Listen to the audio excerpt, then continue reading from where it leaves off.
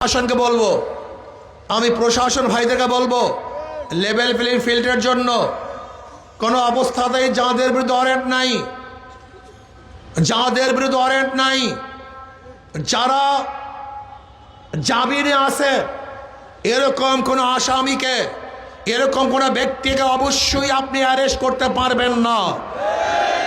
যদি আপনি সাধারণ মানুষকে অ্যারেস্ট করেন আওয়ামী লীগের তকমা দিয়ে, তাহলে আমি বলবো আপনারা কোনো দলের এজেন্ডা বাস্তবায়নের জন্য আসছেন, লেভেল প্লেইং ফিল্ড সুস্থ নির্বাচন করার জন্য আপনারা আসেন নাই। আমি প্রশাসনকে বলবো, আগামী ক্ষমতায় যারা আসবে তারা কি করবে এটা তাদের ব্যাপার। আপনারা মাত্র কয়েকটা দিন আছেন, এই মুহূর্তে যারা দোষী না নির্দোষ যে দলই করুক না কেন, কোনো অবস্থাতেই তাদেরকে অ্যারেস্ট করা যাবে না, হয়রানি করা যাবে না। যদি কোনো অবস্থাতে আপনি হয়রানি করেন, যাদের বিরুদ্ধে কেস নাই, ওয়ারেন্টের আসামি না, তাহলে আমি কিন্তু হাজার হাজার জনগণ নিয়ে থানা ঘেরাও করতে বাধ্য হব। আমি নির্বাচনে করব কি করব না এই ডিসিশন নিতে বাধ্য হব। আমি চাই সমস্ত মানুষ ভয় ভীতির ঊর্ধ্বে থেকে সুন্দর এক পরিবেশে তারা ভোট অধিকার প্রয়োগ করবে, এইটা আমার প্রশাসনের দাবি। এবং আমার সাংবাদিক বন্ধুদেরকে বলবো, একটা সুন্দর নির্বাচন উপহার দেওয়ার জন্য আপনারা সব সেন্টারে যাবেন। ইসি যে বলেছিল যে মোবাইল নিয়ে ঢুকতে পারবে না, আজকে সেই আইন রহিত করেছে। এখন সবাই মোবাইল নিয়ে ঢুকতে পারবেন। কোনো জায়গায় গ্যাঞ্জাম হওয়ার সাথে সাথে ভিডিও ছবি সহ প্রকাশ করে দিবেন এবং বলবেন এই দেশে নির্বাচন কি অবস্থা তোমরা স্পষ্ট দেখো। আমরা চাই কেউ কোনো অবস্থাতেই সেন্টার দখলের চেষ্টা করবেন না। আমার মা বোনদেরকে বলবো, ফজরের পরই সবাই ভোটার কেন্দ্রে চলে যাবেন। জুতা এমন জুতা পরিধান করবেন যেন খুলতে দেরি না হয়।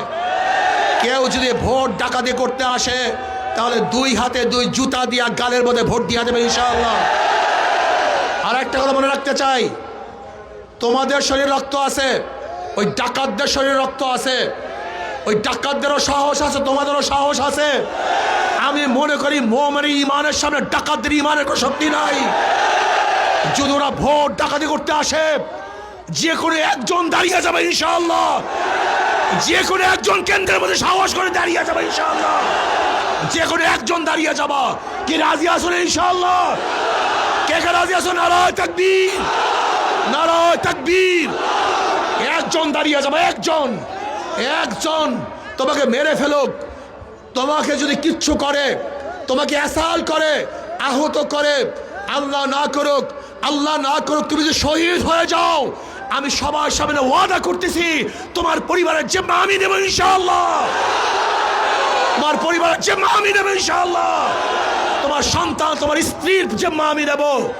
শহীদ হয়ে যাবা, কিন্তু কোনো অবস্থাতেই কোনো ডাকাতদেরকে ভোট কেন্দ্র ছাড়া যাবে না ইনশাআল্লাহ।